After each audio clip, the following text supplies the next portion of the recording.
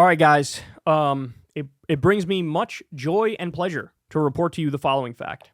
Data for Progress decided we're going to commission a poll on a Democratic primary for the U.S. Senate in the state of New York. Namely, if Chuck Schumer were to have a primary opponent, let's see how that would go. And they said, well, AOC is making quite a name for herself. She's either, building up to a presidential run in 2028 or maybe building up to run for the U.S. Senate against Chuck Schumer. And so they asked, AOC versus Chuck Schumer, Democratic primary for the U.S. Senate in New York. Heads up, who wins? Ready? AOC, 55%. Chuck Schumer, 36%. She is Draxing his dusty ass by nearly 20 points, y'all.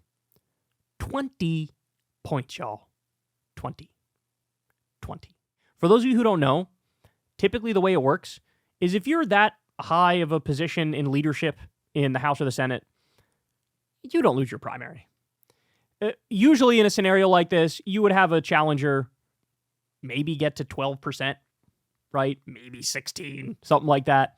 It's very rare, certainly on the Democratic side. On the Republican side, every now and then, like Eric Cantor lost his position when he was in leadership in the Republican Party during the Tea Party wave, by David Bratt, I think was the guy who beat him. But on the Democratic side, I mean, there's been attempts, right? Primary Pelosi and shit. This moment is different. This moment is different, y'all. It is not the same. This is not the same old Democratic Party. This is not the same old Democratic voter. What's happened right in front of our eyes is Democratic voters have become radicalized. And I mean that in the best possible way. Because what happened in 2016, the resistance, after Trump won, the resistance was all built around Trump is a unique evil. He's a threat to democracy. He's authoritarian. He's horrible. And wall-to-wall all day long on MSNBC, it would be anti-Trump coverage, right? And, I had some criticisms of the resistance in Trump's first term. Namely, I think they went all in on some of the wrong arguments, like Russiagate, when it came to, impeachment. I felt like there were other things you could have got him on, like the emoluments clause, where he's obviously super corrupt and there's so much evidence, but they leaned into Russiagate stuff and the Ukraine phone call. So, I had criticisms of it, but the core of it was anti-Trump. Then you get this Trump second term, and you guys remember what happened, right? You had Morning Joe and Mika went to Mar-a-Lago, decided to have some sushi with Donald Trump, some shits and giggles with Donald Trump. So, we need to press reset, right? And those same resistance liberals felt absolutely betrayed because they were.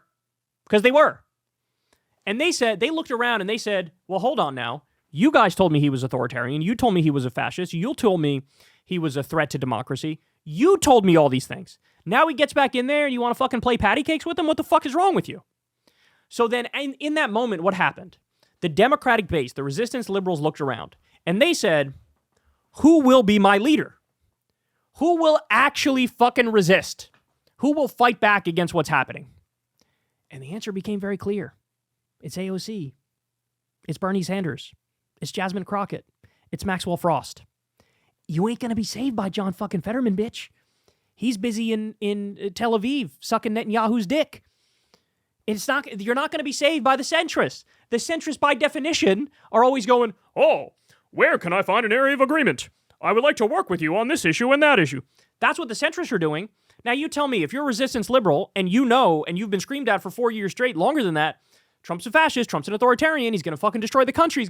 And then you look and the centrists are like, oh, well, maybe we can have a bipartisan meeting. You're going to go, fuck off. Fuck off. And then who's left resisting? It's the left. So the resistance liberals have all become leftists. And it happened like that. It happened like that. And you know what the reality is?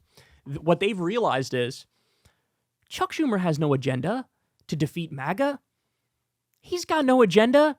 He's fucking full of hot air, which is why he caved the one time the Democrats would have had leverage.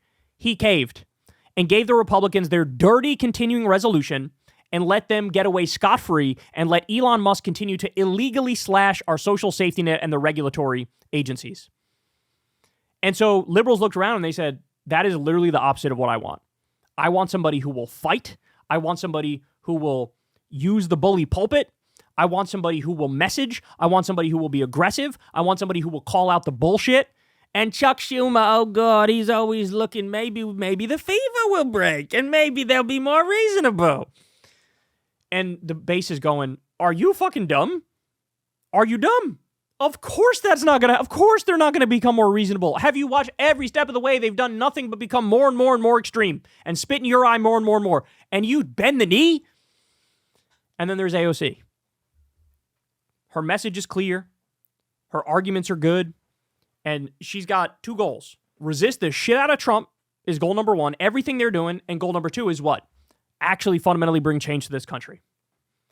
Fight for a higher minimum wage. Fight for Medicare for all. Fight for the PRO Act, you have the right to join a union. Fight for higher taxes on the rich. Fight for paid family leave and paid sick leave. Fight for child care. Actually have a vision and fight for it. And call out the real villains, the billionaires, the robber barons.